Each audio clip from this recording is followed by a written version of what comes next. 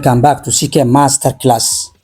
Today we are continuing our session, but today this video is a special video that connecting you with the key concepts of history grade 10, grade 12, grade 12 is that connecting you with the key concept definitions. Video kanan key concept boqonnaa tokko kan ilaaluta concept isaati fi akkamitti akka ibsamu kan isin ilaaluta. Key concept keenya kaarraamo capitalisms and industrial revolution tokkoffaratti argamu jara kana lamaani. Capitalism jechuun maal jechuun dawni ilaalla. Capitalism jechuun the system or economic system where the private individual owns and controls the means of production and operating for profit.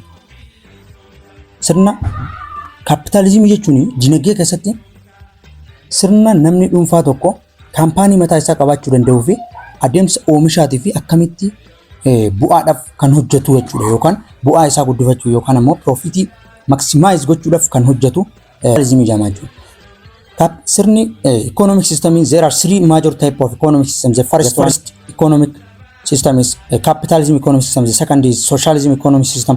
The third is mixed. The mixtures of socialism and the capitalism. Sirni yookaan economic system bakka sadii qodama capitalism, socialism fi isaan lamaan kan keessatti hammate sirna mixed keessatti hammata jechuudha.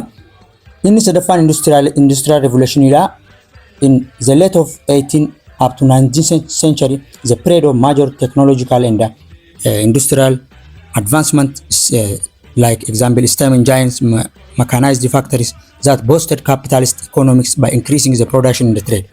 Sirni industrial revolution jechuun dhuma jaarraa 18ffaa kan jalqabe yoo ta'u haga jaarraa 19ffaa keessa adeemsa teeknooloojiin jijjiiramu akkasuma indastiriin guddatuudhaan kanneen akka steam engine, makiinaa adda addaa akkasuma indastirii gurguddaan ijaaramuudhaan kun adeemsa kapitaalizimii sirna kapitaalizimii boost ka godhe jechuudha. Kan guddisee adeemsa by increasing production in the trade daldala guddisuu fi sirna oomishaa guddisuudhaan adeemsa kapitaalizimii kan jajjabeesse jechuudha. Inni lammaffaan imperialism and socialism lama adda addaa ilaalla. Imperialism jechuun the policy of extending the nation powers through colonizations. Imperialism jechuun imaammata biyya takka humnaan biyya qabachuuf adeemsa colonizationitiin sirna siyaasaa biyya takka akkasuma sirna dinagdee biyya takka dominate gochuudhaan daangaa biyyaa takka humnaan yeroo fudhatu jechuudha. Sunis imperialism jedhama. Social Darwinism jechuun in 19th century the idea applying Charles Darwin theory natural selection to societies used to justifying imperialism by claiming that strong nations were naturally entitled to dominate the weaker ones.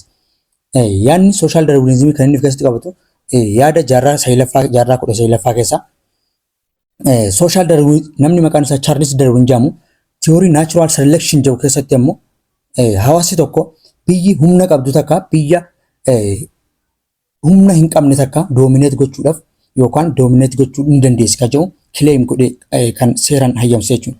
Inni sadaffaa fi important concept in mercantilism and Eastern question Salaman concept isaanii yaala. Mercantilism jechuun sirna daldalaa keessatti it is well known in 18th and 16th century.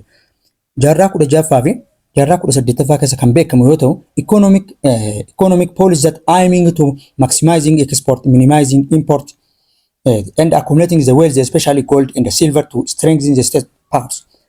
Sirna imaammata dinagdee jaarraa 19ffaa keessa meeshaa karaa alatti erguu guddisuu fi akkasuma meeshaa biyya takka karaa biyya keessatti galchan xiqqeessuu yaada jahuudhaan sharafa alaa qusachuudhaan accumulating wealth qabeenya waliigalaa horachuudhaan keessattuu ammoo goldii fi silverii fa strengthening the state powers sirna yookaan biyya takka humna biyya takka kan jabeessu imaammata jahuudha. Eastern question jechuun akkuma duraan laalle Eastern question is the diplomatic and the political problems posed by declining of Ottoman Empire in 18th and 19th centuries, particularly over which European power would gaining influence its former treaties.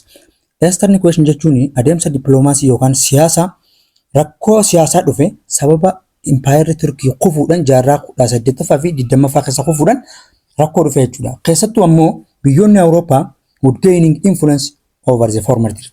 Biyyoonni Awurooppaa biyyoota Ottoman Turkii jalatti duraan buraa turan caaluudhaan sirna siyaasaa isaanii fooyyessuu danda'anii jiran yookaan dhiibbaa siyaasaa guddaa gahuu danda'aniiru. Inni afuraffaan immoo laser fire and black wars, Balkan wars.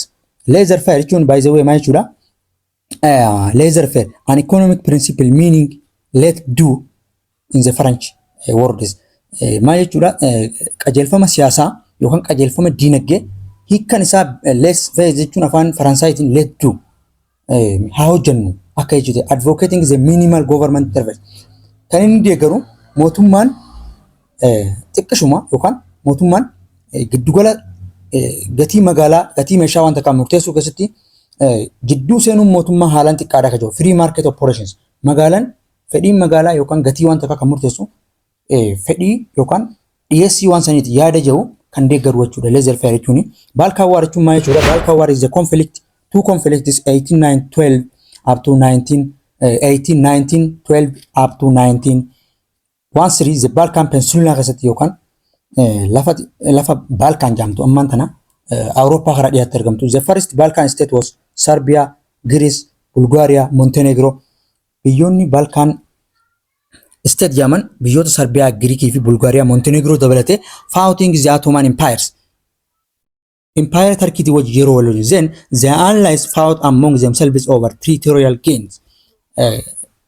Erga Turkey injifatanii booda biyyoonni kunneen yeroo itti wallolli isaan lama daangaa biyyoota duraan Turkii jala bulan kana biyyattii daangaan kun kiyya jechuudhaan yeroo itti bulaa turanidha.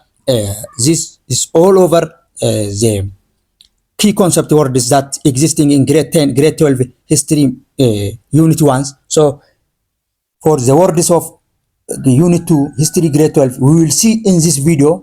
Thank you for watching this. Subscribe, please subscribing our channels. We will see there.